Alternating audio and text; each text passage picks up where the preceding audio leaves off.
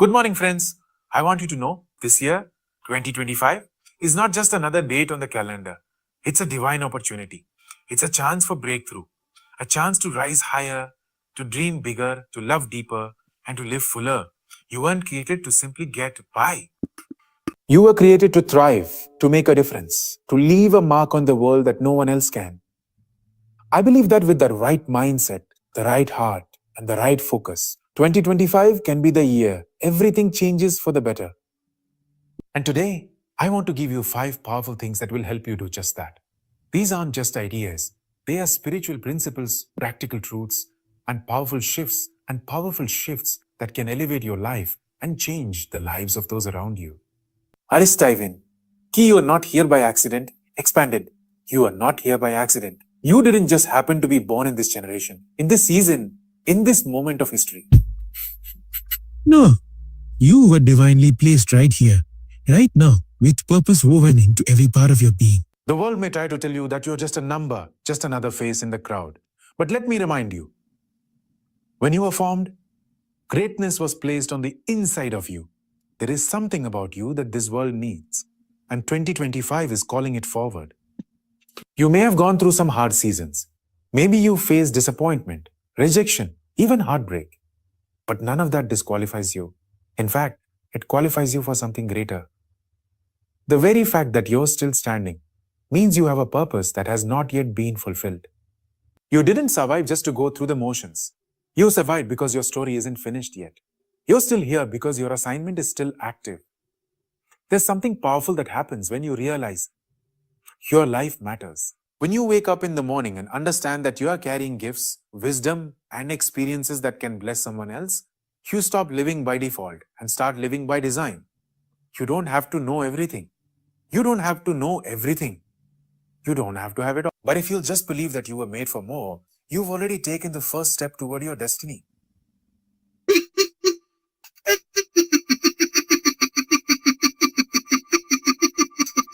It's all part of a greater tapestry. Sometimes you can't see it when you're in it, but later you realize that every step had a purpose. The relationships that didn't work out, the jobs that didn't last, the plans that fell apart, they weren't random. They were positioning you, preparing you, and protecting you for something better. Nothing is wasted when purpose is in the picture. You are not a mistake. You're not too late. You're not behind. In a world that's always trying to rush, compare, and pressure, take a moment to rest in this truth. You're exactly where you need to be to start becoming who you were created to be.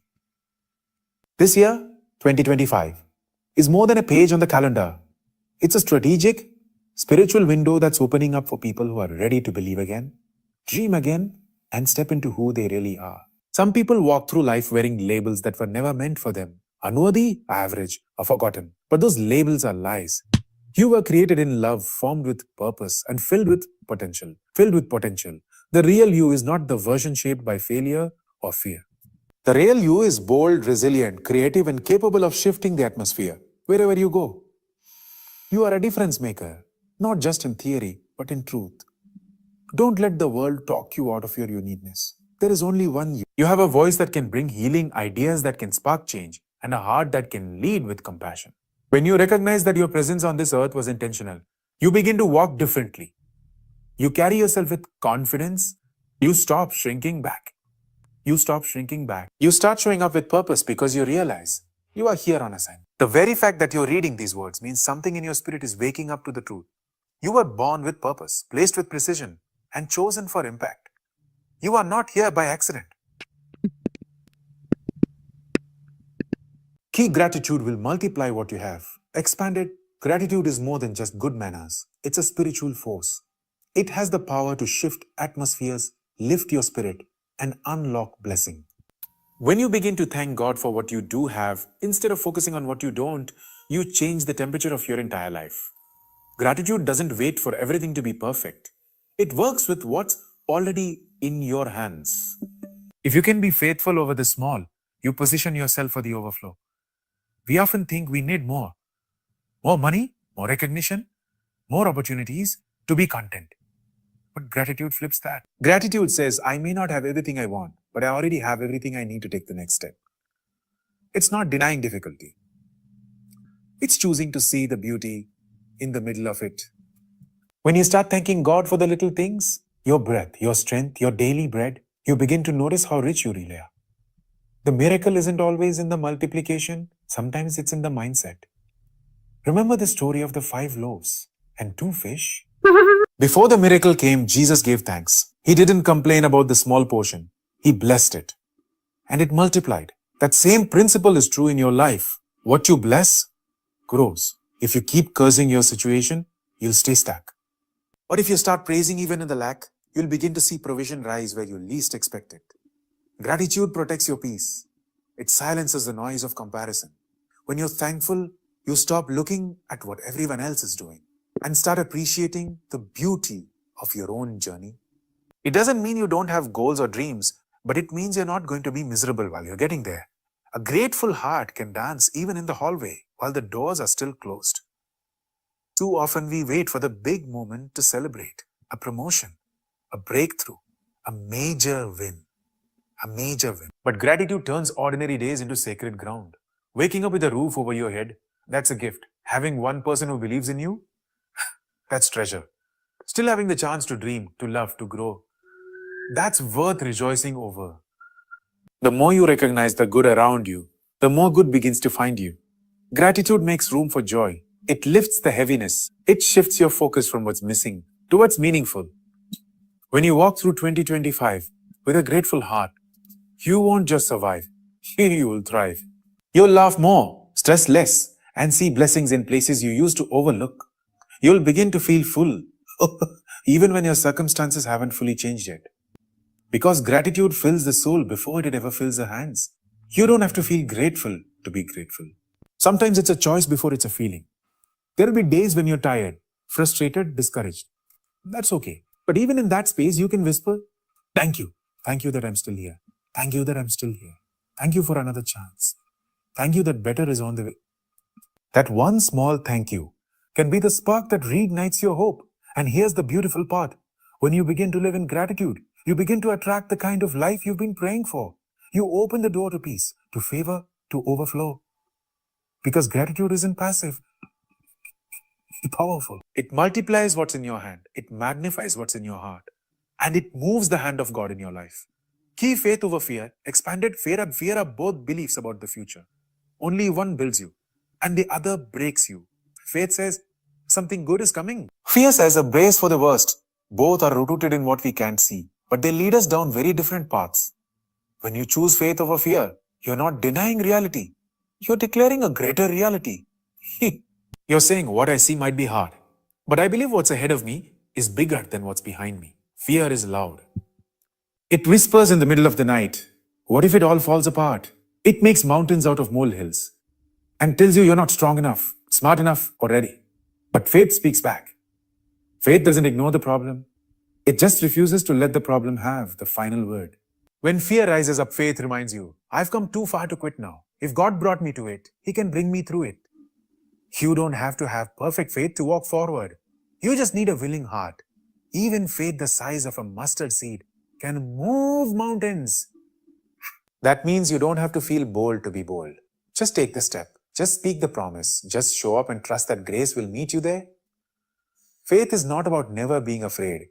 It's about not letting fear make your decisions. There's something powerful about declaring faith out loud.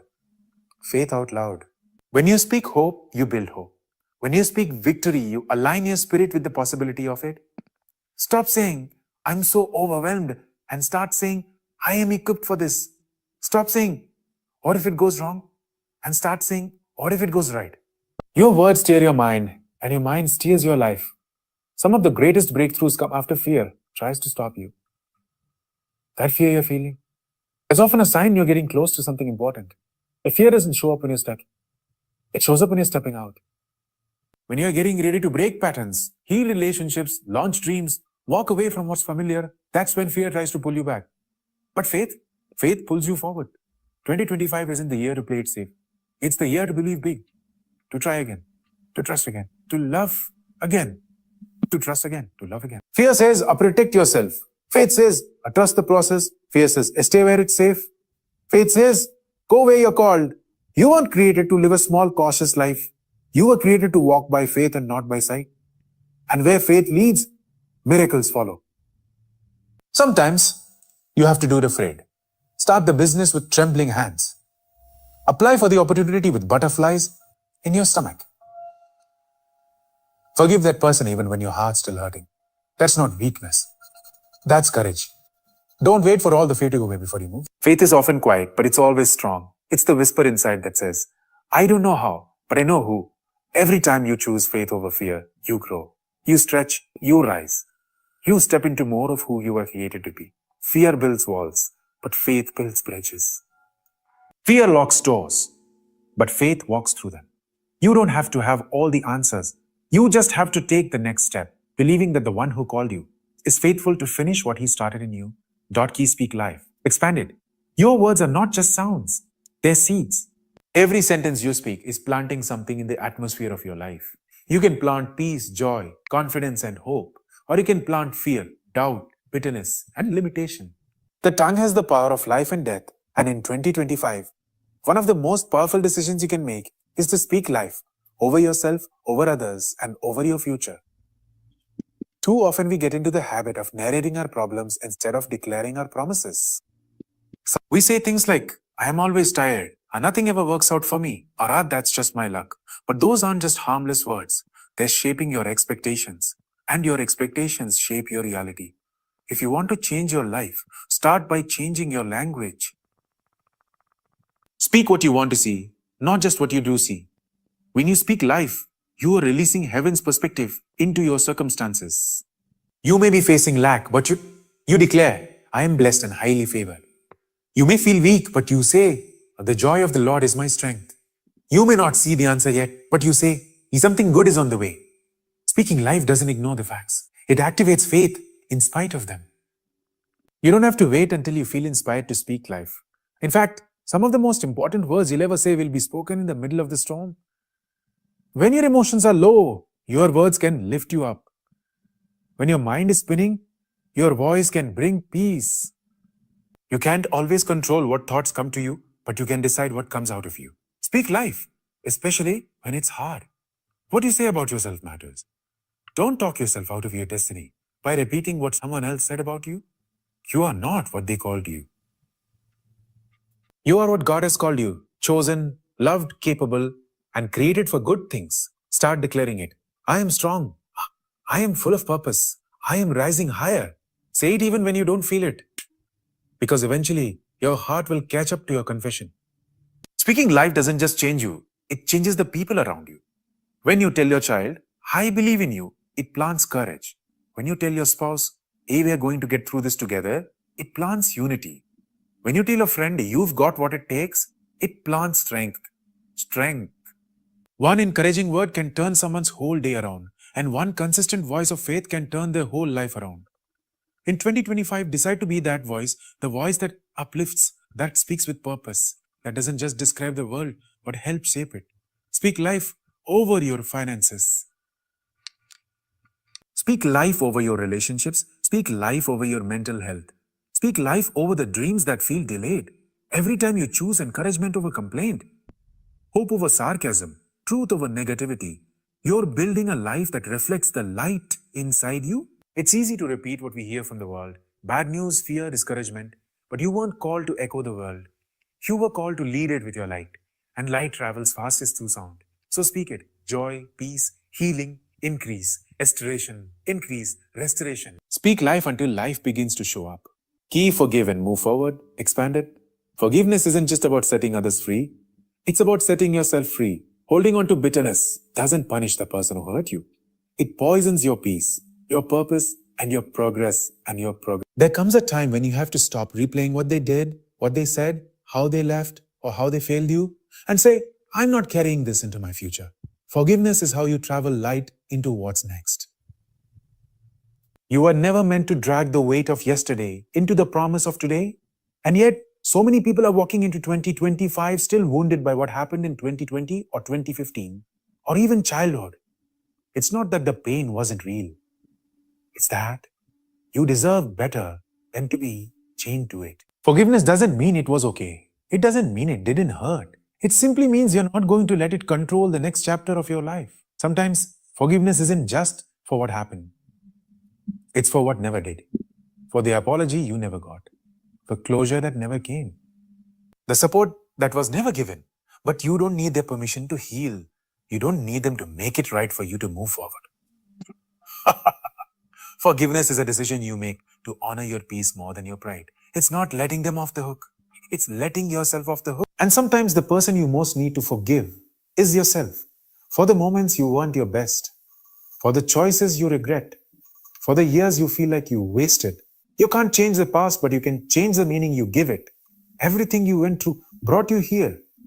And if you're still here, then grace still has something for you. You are not the same person who made those mistakes.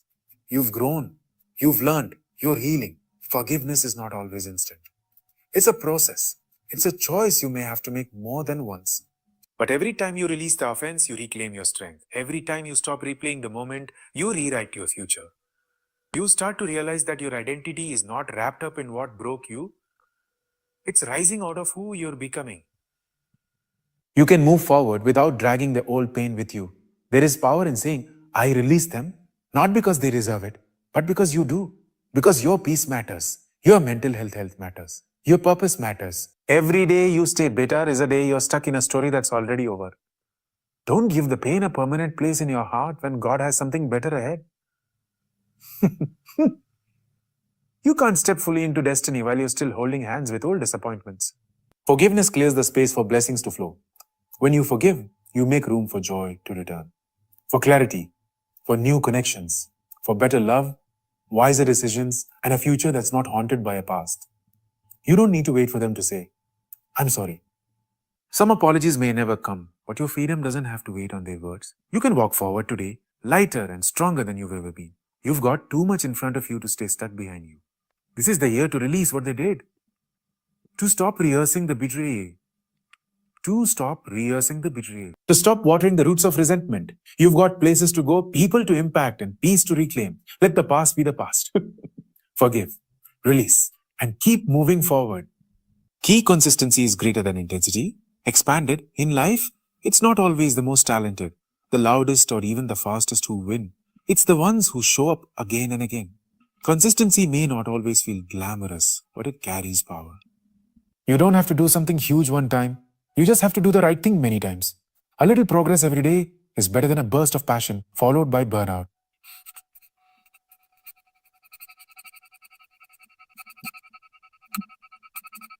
We live in a world that celebrates big moments, sudden breakthroughs, viral success, overnight change. What really moves the needle is faithfulness in the ordinary, praying when you don't feel like it, showing up to work with integrity when nobody's watching, choosing discipline over drama. Greatness doesn't come from one moment of fire.